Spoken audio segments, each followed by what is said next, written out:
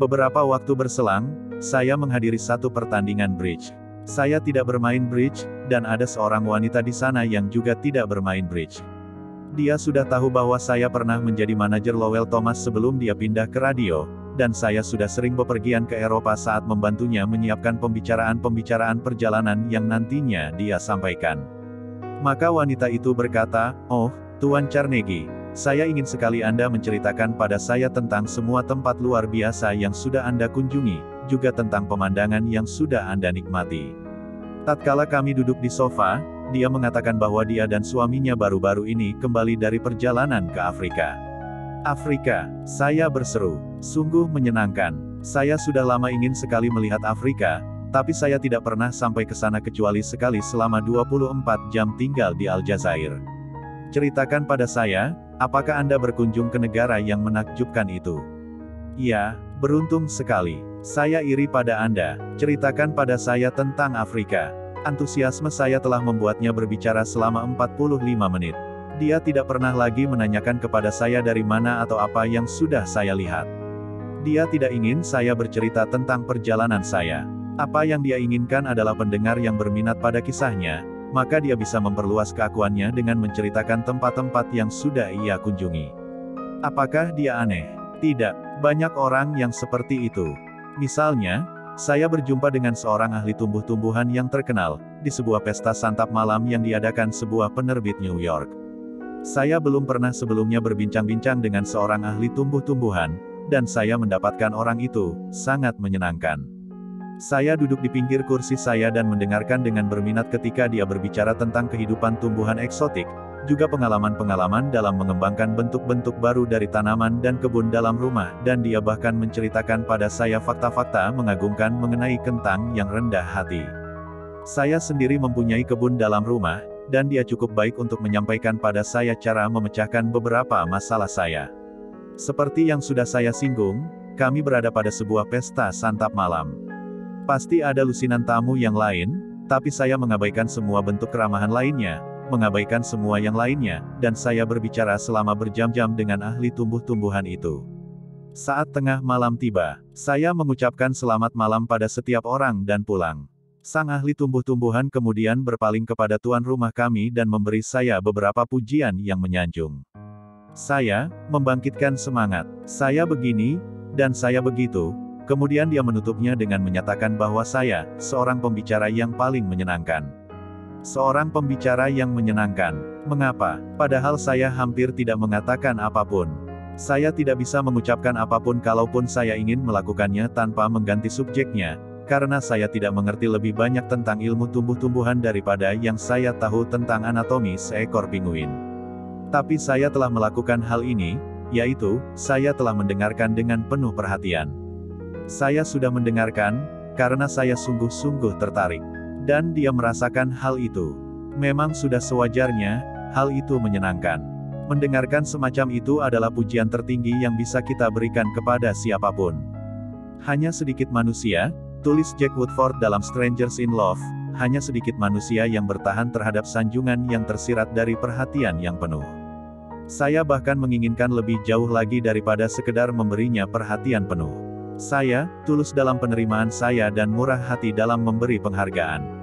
Saya sampaikan padanya kalau saya sudah sangat terhibur dan diberi petunjuk dengan pembicaraannya, dan memang demikian. Saya katakan padanya, kalau saja saya mempunyai pengetahuan seperti miliknya, saya senang sekali, dan memang begitu. Saya katakan bahwa saya akan senang sekali berkeliling melihat kebun dengannya, dan saya mendapat kesempatan itu. Saya sampaikan padanya bahwa saya harus berjumpa lagi dengannya, dan saya memperolehnya lagi. Begitulah saya membuatnya berpikir bahwa saya seorang pembicara yang baik padahal, dalam kenyataannya, saya hanya sebagai pendengar yang baik dan telah mendorongnya untuk berbicara. Apa rahasia dan misteri wawancara bisnis yang berhasil? Nah, menurut Presiden Harvard yang sebelumnya, Charles W. Eliot, tidak ada misteri dalam wawancara bisnis yang berhasil, hanya satu, perhatian penuh terhadap orang yang sedang berbicara pada Anda, itu sangat penting. Tidak ada hal lain yang sangat menyanjung. Eliot sendiri adalah master dalam seni mendengarkan untuk masa lalu. Henry James, novelis besar pertama Amerika, mengatakan, yang dimaksud mendengarkan oleh Dr. Eliot, Bukan sekedar mendengarkan dengan diam, melainkan suatu bentuk kegiatan.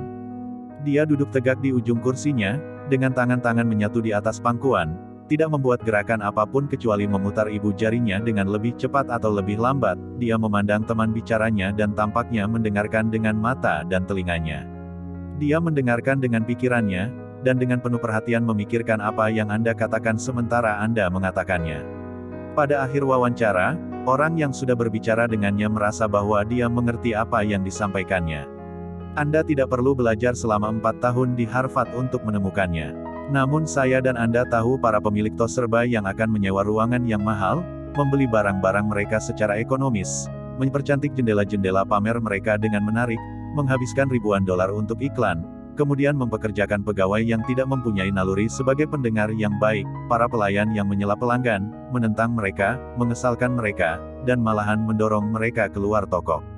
Sebuah tos serba di Chicago nyaris kehilangan seorang pelanggan tetap mereka yang biasanya menghabiskan beberapa ribu dolar setiap tahun di toko itu, karena seorang pelayan toko tidak bersedia mendengarkan. Nyonya Henrietta Douglas, yang ikut dalam kursus kami di Chicago, telah membeli sebuah mantel saat ada obral khusus. Ketika dia membawanya pulang, ternyata dia memperhatikan ada robekan di jahitannya. Esok harinya dia kembali dan minta pelayan toko untuk menggantinya. Namun pelayan itu menolak, bahkan menolak untuk mendengar keluhannya. Anda membelinya saat obral khusus, ujarnya. Dia menunjuk ke tanda di dinding. Baca itu, serunya. Semua barang obral tidak dapat dikembalikan. Begitu Anda membelinya, Anda harus menyimpannya. Jahit sendiri robekan itu. Tapi ini barang yang rusak, keluh Nyonya Douglas. Tidak ada bedanya, sela si pelayan. Tidak dapat berari tidak. Nyonya Douglas baru saja hendak berjalan keluar dengan sangat marah, bersumpah untuk tidak akan pernah kembali lagi ke toko itu. Saat itulah dia ditegur oleh manajer toko itu, yang sudah kenal dengannya karena bertahun-tahun berbelanja di sana. Nyonya Douglas menceritakan kepadanya apa yang sudah terjadi. Sang manajer mendengar dengan penuh perhatian seluruh cerita itu, memeriksa mantel itu dan berkata, obral khusus memang tidak dapat dikembalikan sehingga kami bisa menghabiskan semua barang pada akhir musim. Namun, peraturan tidak bisa dikembalikan, ini tidak diterapkan untuk barang-barang yang rusak. Kami pasti akan memperbaiki atau mengganti jahitan ini, atau kalau Anda lebih suka, kami akan memberi kembali uang Anda. Betapa berbedanya perlakuan tersebut. Kalau manajer itu tidak berada di sana dan mendengarkan pelanggannya, satu pelanggan lama toko itu bisa hilang selamanya. Mendengarkan sama pentingnya untuk kehidupan rumah tangga dan dunia bisnis. Mil Esposito dari Croton-on-Houston, New York, membiasakan diri mendengarkan dengan cermat ketika salah seorang anaknya ingin berbicara dengannya. Suatu malam dia sedang duduk di dapur bersama putranya, Robert, dan setelah satu diskusi singkat tentang sesuatu yang ada dalam pikiran anaknya, Robert berkata, "Bu, saya tahu kalau ibu sangat mencintai saya." Nyonya Esposito begitu tersentuh mendengar itu dan berkata, "Sudah pasti ibu sangat mencintaimu. Kau meragukannya?" Robert menjawab, "Tidak, tetapi saya tahu kalau ibu sungguh-sungguh mencintai saya, karena setiap kali saya ingin bicara sesuatu, ibu akan menghentikan apapun yang sedang ibu kerjakan, dan mendengarkan saya.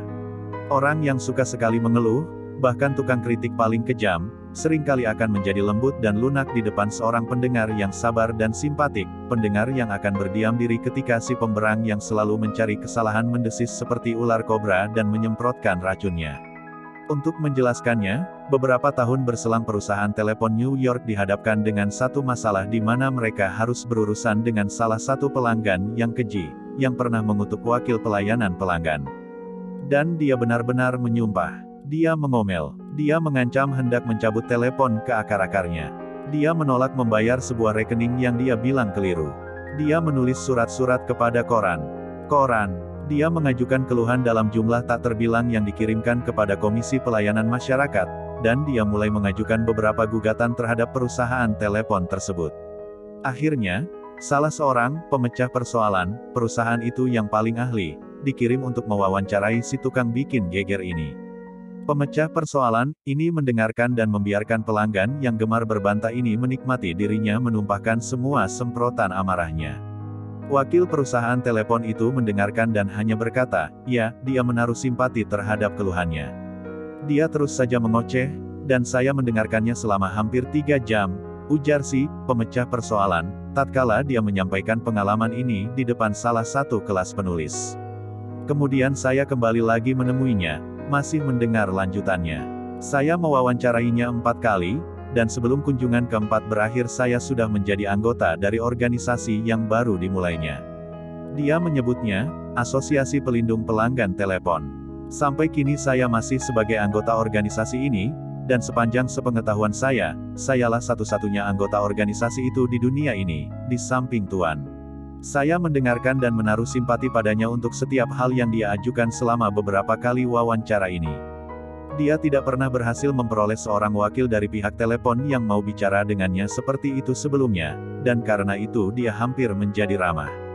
Alasan yang membuat saya datang mengunjunginya bahkan tidak disinggung dalam kunjungan yang pertama, juga tidak untuk kunjungan kedua dan ketiga, namun pada kunjungan keempat, saya menutup kasus itu sepenuhnya, dia membayar penuh semua rekeningnya, dan untuk pertama kalinya dalam sejarah kesulitannya dengan perusahaan telepon, dia dengan sukarela menarik keluhan-keluhannya dari Komisi Pelayanan Masyarakat.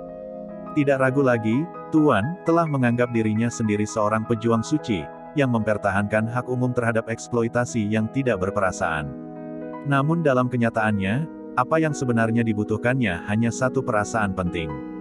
Mulanya dia memperoleh perasaan penting ini dari mengkritik dan mengeluh. Tapi begitu dia mendapat perasaan penting ini dari seorang wakil perusahaan itu, keluhan khayal itu lenyap ditelan udara. Suatu pagi, bertahun-tahun berselang, seorang pelanggan yang marah bergegas masuk ke kantor Julian F. Detmer, pendiri Detmer Woolen Company, perusahaan yang selanjutnya menjadi distributor bahan wool terbesar di dunia kepada perniagaan usaha jahitan. Lelaki ini berutang pada kami sejumlah kecil uang, Detmer menjelaskannya kepada saya. Pelanggan itu menyangkalnya, tapi kami tahu bahwa dia bersalah. Maka, departemen kredit kami telah memaksanya membayar. Setelah mendapat sejumlah surat dari departemen kredit kami, dia segera saja berkemas, berangkat ke Chicago, dan menghambur masuk ke kantor saya, untuk memberitahu langsung pada saya bahwa bukan hanya dia tidak akan membayar uang itu, bahkan dia juga tidak akan pernah membayar $1 pun dari barang-barang Detmer Woolen Company. Saya mendengarkan dengan sabar semua yang ingin disampaikannya. Saya ingin sekali menyela, tapi saya sadar itu tidak bijaksana. Maka, saya biarkan dia berbicara sendiri. Tatkala akhirnya dia mereda dan mulai masuk dalam suasana hati yang bisa menerima, saya berkata dengan perlahan, saya ingin berterima kasih karena Anda sudah datang ke Chicago untuk menyampaikan pada saya tentang hal ini. Anda telah banyak membantu saya, karena kalau departemen kredit kami telah membuat Anda kesal, hal itu mungkin juga akan mengganggu pelanggan kami yang lain, dan jelas itu bisa jadi sangat buruk. Percayalah, saya malahan jauh lebih ingin mendengar hal ini daripada keinginan Anda sendiri menyampaikannya. Itu adalah hal terakhir di dunia ini yang diharapkan mendengarnya dari mulut saya. Saya kira dia sedikit kecewa, karena dia telah datang ke Chicago untuk menyampaikan pada saya 1 atau 2 hal, namun kini saya malah berterima kasih padanya, bukannya berkelahi dengannya. Saya meyakinkannya bahwa kami akan menghapus tagihan itu dan melupakannya, karena saya tahu dia seorang lelaki yang sangat hati-hati dengan hanya 1 rekening yang diurusnya, padahal para pegawai kami harus mengurus ribuan. Karena itu, dia cenderung lebih sedikit membuat kesalahan daripada kami. Saya katakan kepadanya bahwa saya sungguh mengerti bagaimana perasaannya dan bahwa, kalau saya berada dalam posisinya, saya sudah pasti juga akan bertindak persis seperti yang dilakukannya. Karena dia tidak akan membeli apapun lagi dari kami, saya memberi saran beberapa toko wool yang lain. Sebelumnya, kami sudah biasa santap siang bersama apabila dia datang ke Chicago, maka saya mengundangnya untuk bersantap siang dengan saya hari ini. Dia menerima dengan enggan, tapi begitu kami kembali ke kantor, dia membuat pesanan lebih besar dari yang pernah dilakukannya sebelumnya. Dia pulang dengan suasana hati yang sudah lembut dan ingin bersikap sama adiknya terhadap kami seperti kami terhadapnya. Dia melihat kembali rekening-rekeningnya, dan menemukan sebuah yang keliru, dan mengirimkan pada kami ceknya dengan permohonan maaf. Selanjutnya, tatkala istrinya melahirkan seorang anak lelaki, dia memberi nama tengah anaknya Detmer, dan dia tetap menjadi kawan dan pelanggan perusahaan kami sampai dia meninggal 22 tahun kemudian. Bertahun-tahun yang lalu, seorang anak lelaki miskin, imigran Belanda, membersihkan jendela sebuah toko roti sepulang dari sekolah, agar bisa membantu menopang keluarganya. Keluarganya sangat miskin sehingga untuk tambahan dia harus pergi ke jalan-jalan dengan keranjang setiap hari untuk mengumpulkan potongan batu bara yang berjatuhan di selokan di mana kereta batu bara telah mengirimkan bahan bakar itu. Anak itu, Edward Bok, tidak pernah bersekolah lebih dari 6 tahun seumur hidupnya, namun akhirnya dia mampu menjadi editor majalah paling berhasil dalam sejarah jurnalisme Amerika. Bagaimana dia melakukan hal itu? Itu merupakan kisah panjang, namun bagaimana dia mendapatkan awalnya, dapat diceritakan dengan singkat.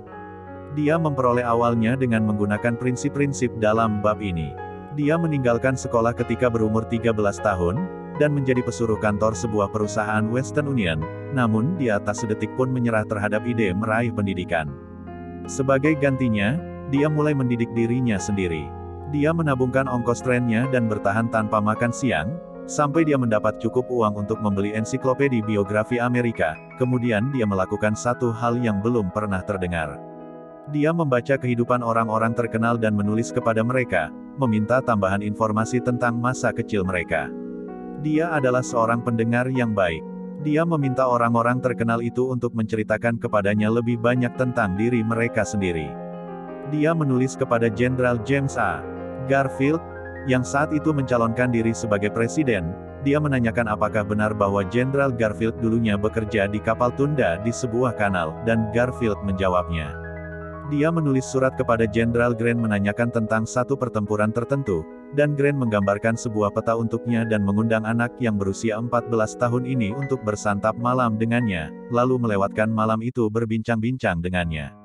Segera saja, bocah kurir Western Union kita ini berkoresponden dengan banyak orang-orang paling terkenal di negara ini, Ralph Waldo Emerson, Oliver Wendell Holmes, Longfellow, Nyonya Abraham Lincoln, Louisa May Alcott, Jenderal Sherman dan Jefferson Davis.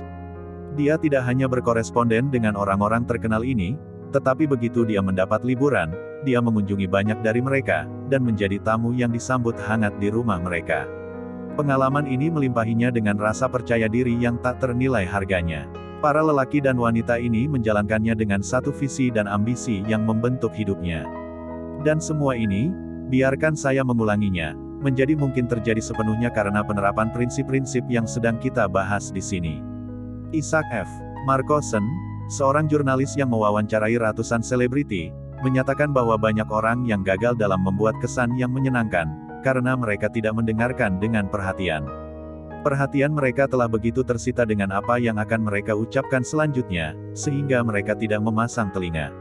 Orang yang sangat penting telah menyampaikan pada saya bahwa mereka lebih suka kepada pendengar yang baik, dibandingkan dengan pembicara yang baik, namun kemampuan untuk mendengarkan tampaknya lebih jarang dimiliki, dibandingkan dengan hampir semua ciri balik lainnya.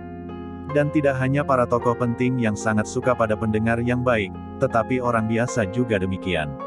Seperti yang pernah diulas Reader's Digest, banyak orang mendatangi seorang dokter, padahal yang mereka butuhkan adalah seorang pendengar. Selama masa-masa kelam perang saudara, Lincoln menulis kepada seorang sahabat lama di Springfield, Illinois, memintanya agar datang menjumpainya di Washington. Lincoln memberitahu bahwa dia mempunyai beberapa masalah yang ingin dibahasnya bersamanya. Tetangga lama itu tiba di Gedung Putih, dan Lincoln berbicara dengannya selama berjam-jam, tentang kebijaksanaan mengeluarkan proklamasi untuk membebaskan para budak. Lincoln menelusuri semua argumen dari mereka yang setuju dan tidak untuk gerakan tersebut, kemudian dia membaca surat-surat dan artikel surat kabar, yang sebagian mencelanya karena membebaskan para budak, dan sebagian yang lainnya mencelanya karena takut ia membebaskan para budak.